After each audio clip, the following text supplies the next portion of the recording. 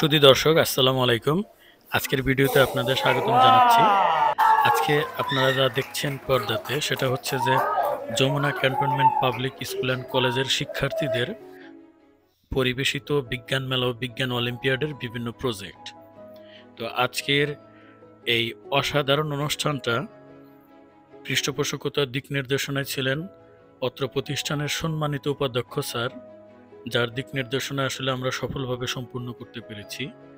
এবং এই অনুষ্ঠানের বিজ্ঞান প্রজেক্ট, বিজ্ঞান অলিম্পিয়াড সম্পৃক্ত শ্রদ্ধেয় শিক্ষক এবং শিক্ষিকারা।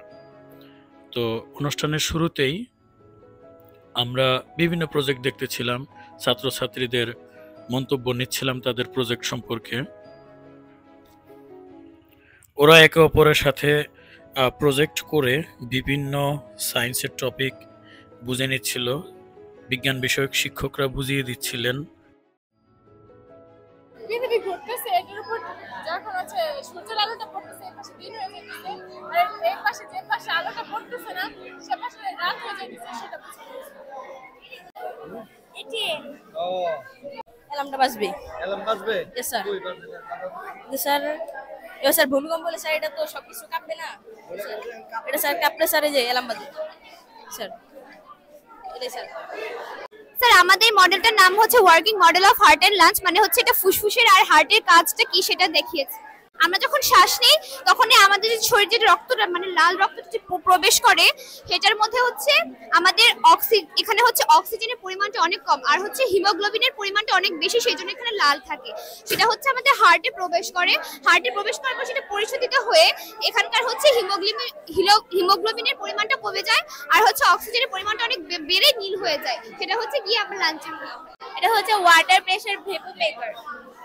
এখানে হচ্ছে আমাদের এটা মানে করতে কোনো বেশি কিছু খরচ হয়নি, আমরা হচ্ছে পানি দিয়ে প্রেসারের মাধ্যমে এই ভেপোমেশনটাকে মানে চালাতে পারবো। তারপরে এখানে বিভিন্ন ধরনের যন্ত্র লাগবে না, শুধুমাত্র চাপের প্রভাবে আমরা এটাকে তুলতে পারবো। এটা হলো এখান থেকে বিদ্যুৎ উৎপাদন হয়ে এখানে আসবে, আর এখানে তার জোড়া লাগানো আছে, এখান থেকে সব মানে এই লাইট জ্বলবে। স্যার আমাদের প্রজেক্টের নাম হলো স্যার স্মার্ট সিটি। এটা হলো টারবাইন স্যার, এই টারবাইনে স্যার বায়ুর মাধ্যমে স্যার পাখা ঘোরার কারণে স্যার বিদ্যুৎ উৎপন্ন হয়ে স্যার এখানে আসবে।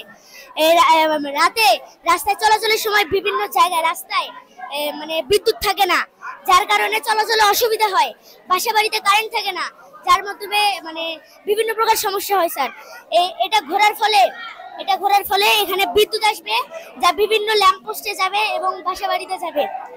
এই যে স্যার ঘুরতেছে, ঘোরার ফলে এখান দিয়ে বিদ্যুৎ আসছে স্যার, বিদ্যুতের ফলে স্যার এই যে এখান দিয়ে এই মানে ল্যাম্প পোস্ট এবং ঘর বাড়ি সব আলোকিত হয়ে গেছে স্যার। স্যার এর মাধ্যমে স্যার আপনি মানে বিদ্যুৎ সংরক্ষণ করতে পারবেন স্যার। জি স্যার। স্যার বিভিন্ন ধরনের ব্যাটারি ভেতরে আপনিও স্যার এটা সংরক্ষণ করে রাখতে পারবেন স্যার। স্যার এটা সুবিধা হচ্ছে যখন এটি চলমান অবস্থা থাকবে এবং এর সামনে কোনো গাড়ি, প্রাণী অথবা মানুষ চলে আসবে, এটি ধরেন 1 কিলোমিটার 1.5 কিলোমিটার হতে পারে, এত দূর থেকে এটিকে ডিটেক্ট করবে যে সামনে কিছু আছে। যদি সামনে কিছু না মানে সেটি যদি সরে না যায় তাহলে আস্তে আস্তে গতি কমাতে থাকবে এবং এটার সামনে একদম সামনে যে এটা অটোমেটিক থেমে যাবে। আসসালামু আলাইকুম স্যার। আমাদের স্যার এটা হচ্ছে এলপিজি গ্যাস, এটা হচ্ছে ওয়েবসাইট, আর এটা হচ্ছে সুপার সিকিউরিটি হোম। এই এলপিজি গ্যাস তৈরির মাধ্যমে আমাদের প্রাকৃতিক সম্পদের ব্যবহার অনেকটা কমে যাবে এবং আমরা এটা ব্যবহার করে অনেক সাশ্রয়ী হব এবং খরচ কম হবে। আর এটা প্রত্যেক মাসে পাল্টাতে হবে না, এটা আমরা যে বছরে আপনার 6 মাস ব্যবহার করতে পারবেন, 6 মাসের কাছে 1 লিটার ওপেন দিয়ে আমরা এটা 6 মাস ব্যবহার করতে পারবো। আর এটা সূর্যের মাধ্যমে এটা চলবে এবং রাতে ব্যাটারির মাধ্যমে চলবে। স্যার আমরা এখানে যত কিছু বানিয়েছি মানে সকল কিছু বর্ণনাকারী ওয়েবসাইট, এখানে চাপ দিয়ে নিয়ে যা বলবেন তাই এখানে মানে বলে এখানে আপনার রিপিট করে দিবে, বর্ণনা করবে, এগুলো সবকিছু বর্ণনা করবে। Yes sir.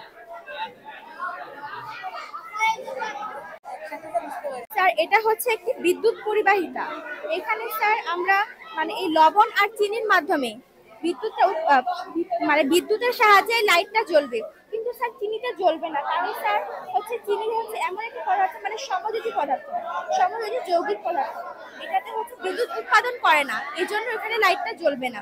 আর স্যার হচ্ছে লবণ হচ্ছে একটি আয়নিক পদার্থ, মানে আয়নিক যৌগ পদার্থ। স্যার হচ্ছে আয়নিক পদার্থ বিদ্যুৎ উৎপন্ন করে, আর এই জন্য স্যার এটার সাহায্যে এই লাইটটা জ্বলবে। কিন্তু স্যার মানে আর লোহা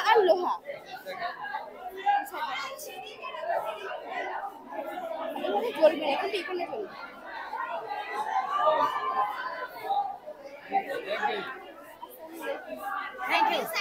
মুশকিল কেন এটা স্যার আমাদের স্যার ধীরে ধীরে স্যার আমাদের বাংলাদেশের পানির উচ্চতা বেড়ে যাচ্ছে স্যার, হিমালয় বরফ গলে যাচ্ছে, পানির উচ্চতা বেড়ে যাচ্ছে। তখন স্যার আমাদের দেশে যেসব ব্রিজ রয়েছে তার নিচ দিয়ে স্যার হচ্ছে নৌযান চলাচল করতে পারবে না। এই সমস্যা যাতে আমরা সম্মুখীন না হয় এই জন্য স্যার আমরা এটা বানিয়েছি। এটা স্যার যেভাবে কাজ করেছে এটা আমাদের স্যার সায়েন্স, এটা প্যাসকেলের নীতি আছে, প্যাসকেলের নীতি অনুযায়ী কাজ করেছে এটা।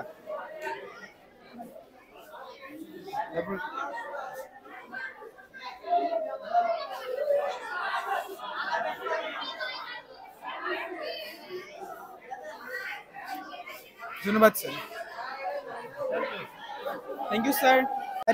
এই প্রজেক্টটার নাম হচ্ছে sir natural electricity generation system.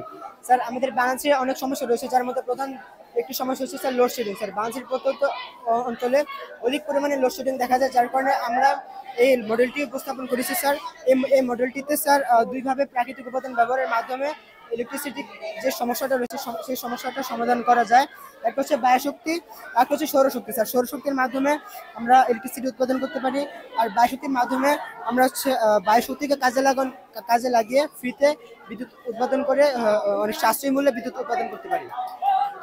Sir এটা হচ্ছে আমাদের আশেপাশে যে বিভিন্ন ধরনের পানির উৎস দেখা যায়, যেমন এই যে নদী, এখান থেকে নদী থেকে কিছু পানি মানে বাষ্পীভূত আকারে উপরে ওঠার ফলে ওর মানে বায়ুতে ওঠার ফলে ওটা ঘনীভবন হওয়ার মাধ্যমে সূর্যের তাপে কিছু ছোট ছোট কণা তৈরি করে। ছোট ছোট কণা তৈরি করার ফলে ওইটা দেখা যায় মেঘে পরিণত হয়। মেঘে পরিণত হওয়ার পরে মেঘ থেকে বৃষ্টিপাত হয়ে ওই মাটিটা দেখা যায় পানিতে পড়ে। ওইখান থেকে কিছুটা পানি উদ্ভিদ শোষণ করার কিছুটা পানি হচ্ছে যে আবার নদীতে গড়ে যায়। মানে পানি চক্রে মূলত হচ্ছে যে পানিটা নদী থেকে উঠে চক্র আকারে ঘুরে এসে আবার সেই নদীতেই পড়ছে। যে কোনো জায়গায় সরবরাহ করা যাবে, আর এটাতে পানি সঞ্চয় হবে, অপচয় হবে না এটাতে পানি। হ্যাঁ, এখানে পানি দেওয়া যায়, ফিল্টার করে পানি দিতে হবে, ফিল্টার সিস্টেম করে। হাত ছাড়িয়ে নিলে আমাদের শিক্ষার্থীরা এখনো বয়সে অনেক ক্ষুদ্র, কিন্তু ওদের প্রজেক্টগুলো কিন্তু মোটেই ক্ষুদ্র ছিল না। ওদের প্রজেক্টগুলো যদি আপনার কাছে ভালো লেগে থাকে অবশ্যই লাইক, কমেন্ট এবং শেয়ার করবেন। এবং আমার সকল প্রিয় শিক্ষার্থীরা তোমরা অবশ্যই ভিডিওটা শেয়ার করবে। সেই সাথে বলে রাখছি খুব শীঘ্রই একাদশ শ্রেণীতে আমাদের ভর্তি কার্যক্রম চলবে। আপনাকে আমাদের কলেজে স্বাগতম।